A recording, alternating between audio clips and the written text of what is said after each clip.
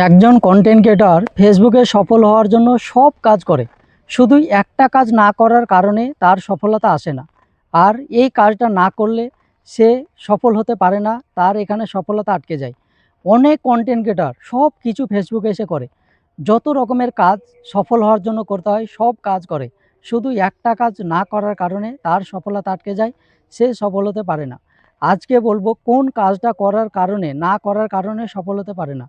তার প্রত্যেকটা কাজ কিন্তু সফল হওয়ার মতো, প্রত্যেকটা কাজেই তার এখানে সফলতা এনে দেবে, কিন্তু একটা কাজ করে না।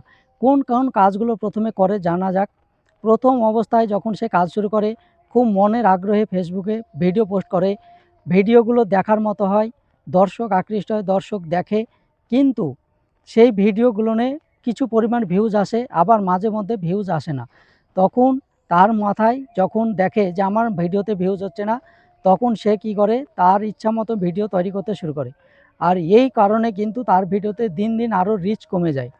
কারণ হচ্ছে, আপনি প্রতিনিয়ত এখানে প্রত্যেক দিন আপনাকে একই কোয়ালিটি অর্থাৎ একই ধরনের ভিডিও পোস্ট করতে হবে। আপনি যদি ক্যাটাগরি চেঞ্জ করেন তাহলে পারে আপনার ভিডিওতে রিচ কমিয়ে দেবে, আপনার ভিউজ কমে যাবে। এবার আসি কোন কাজটা আপনাকে করতে হবে। প্রতিনিয়ত আপনাকে কিন্তু এই কাজটা করতে হবে। আপনি যে সমস্ত ভিডিও আপলোড করছেন, সেই ভিডিওর প্রথমে আপনাকে হুক ব্যবহার করতে হবে। অর্থাৎ ভিডিওকে, দর্শককে আকৃষ্ট করার জন্য এমন কথার উপস্থাপনা প্রথম, দ্বিতীয় এবং তৃতীয় অবস্থায় বলবেন, যে কথাগুলো দর্শক দেখার জন্য আপনার ভিডিও দাঁড়িয়ে দিবে এবং ভিডিওটা সম্পূর্ণ দেখবে। এটা হলো সফলতার সবচাইতে প্রথম রাস্তা। কারণ একটা ভিডিও যদি দর্শক দাঁড়িয়ে দেয় এবং সম্পূর্ণ দেখে, তাহলে সেই ভিডিওতে রিচ ভালো পায় এবং সেই ভিডিওতে ওয়াচ টাইম সবচেয়ে বেশি পায়। আর ফেসবুকের অ্যালগরিদম যে ভিডিওতে ওয়াচ টাইম বেশি পায়, সেই ভিডিওকে আরও বেশি বেশি দর্শকের সামনে সাজেস্ট করে।